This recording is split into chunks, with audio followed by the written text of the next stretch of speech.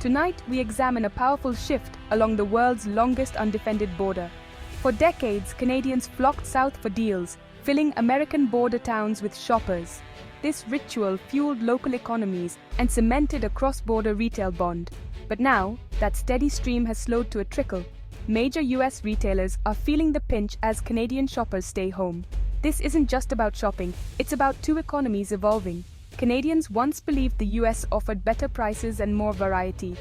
Even when currencies were close, the allure of American retail endured. Malls in Buffalo and Bellingham thrived on Canadian dollars, but today that landscape has changed dramatically.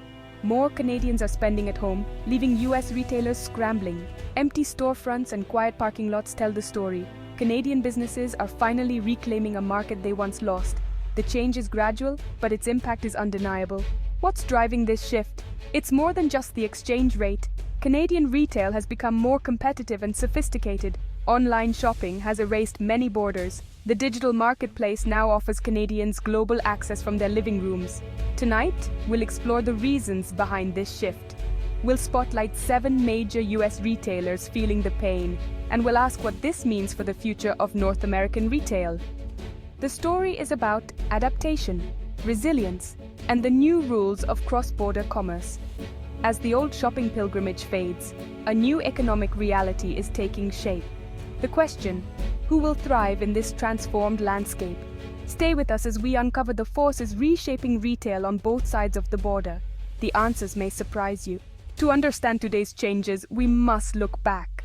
The border run was a Canadian tradition, an event not just a shopping trip. Families packed the car, passports ready for a day in American malls. The appeal, endless selection, lower prices, and the thrill of the hunt. In the late 1990s and early 2000s, the Canadian dollar was weak, but deals still made the trip worthwhile. US retailers courted Canadians, accepting their currency and advertising across the border. The flow of money was one-way Canadian wallets to American cash registers.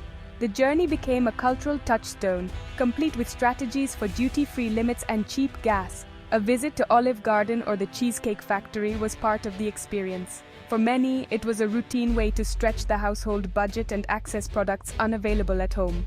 But this golden age relied on a gap in price and selection. US border towns grew dependent on Canadian dollars. Meanwhile, Canadian stores struggled to compete. The stage was set for change, even if few saw it coming. As the economic gap narrowed, the ritual lost its luster. The border run became less about necessity and more about nostalgia. Today, that era is fading into memory. The forces that built it have shifted, and so have consumer habits. The border run's legacy remains, but its dominance is over. A new chapter in cross-border commerce has begun. The late 2010s marked the start of a new era. The Canadian dollar's decline made US shopping less attractive. Suddenly, a $100 US price tag meant a hefty premium for Canadians. The economic incentive was fading. Meanwhile, Canadian retailers stepped up. Companies like Loblaws and Canadian Tire expanded, offering better value and selection. International brands like Uniqlo and Muji arrived, and American giants opened stores in Canada. Canadians no longer needed to cross the border for variety. E-commerce changed everything. Why drive for hours when you can shop globally from your couch? US retailers improved shipping and pricing for Canadians, making online shopping seamless. The border became less relevant for retail. A shop local movement gained momentum, especially after COVID-19. Canadians discovered improved local options and built new loyalties. The old belief that the US always had better deals was challenged. Shopping at home became convenient and community-minded. The pandemic accelerated these trends, cementing new habits. Canadian retail matured, and consumers noticed. The cross-border shopping model was fundamentally disrupted. A new Canadian retail identity emerged, stronger, more confident, and here to stay. The impact is clear at major US retailers near the border. Macy's and JCPenney have seen foot traffic and sales plummet in places like Buffalo and Plattsburgh. Once, up to 20% of weekend sales came from Canadians. Now, it's single digits. Target and Best Buy face similar struggles. The price gap has narrowed, and Canadian competitors have improved.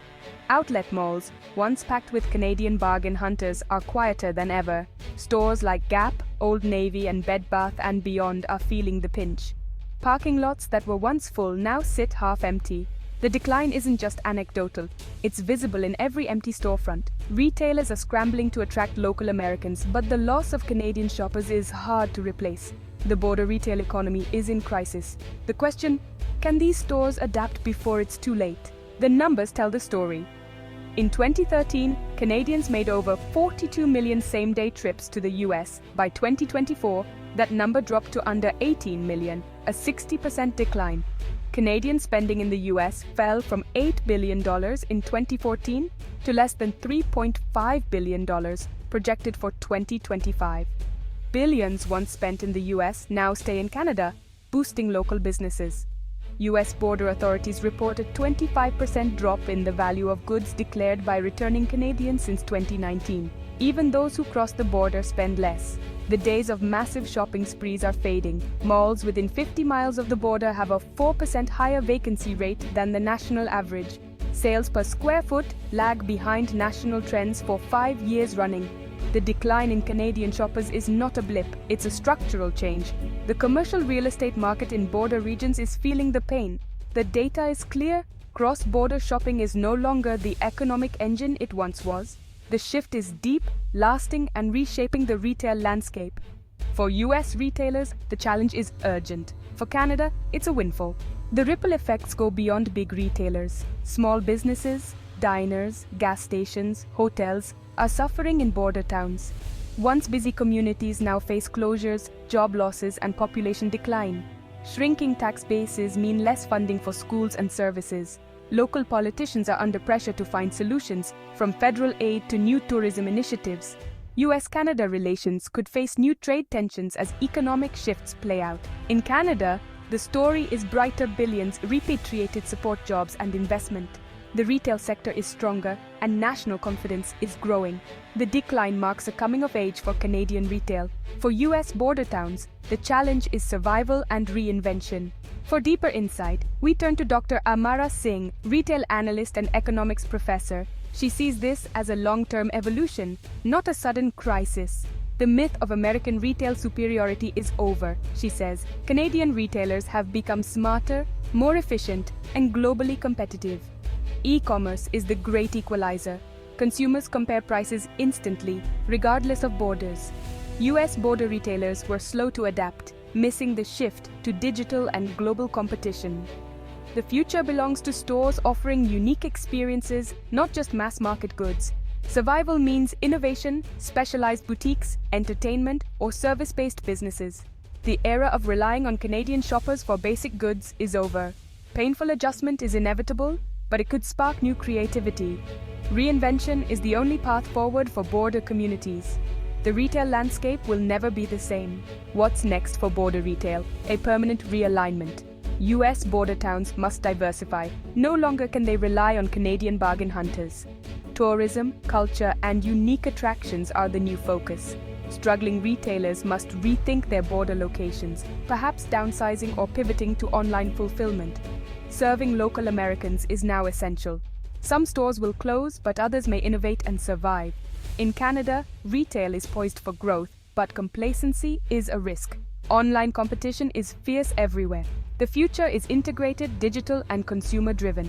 The border's importance as a retail divide is fading. Success will go to those who offer the best mix of price, convenience, and experience. The retail map of North America is being redrawn. The era of cross-border shopping is ending. Canadian license plates in US mall lots are becoming rare. This is more than an economic story. It's a shift with real consequences for both countries. For US retailers and towns, it's a crisis. For Canada, an opportunity. The lesson: economic patterns aren't permanent, and adaptation is key. Businesses that fail to evolve lost their edge. The consumer is in control, always seeking value and convenience. Communities built on a single revenue source are vulnerable. The path forward is diversification and resilience. Our spending choices shape local economies and futures. The next chapter of this story is being written by all of us. The power to shape the retail landscape is in our hands.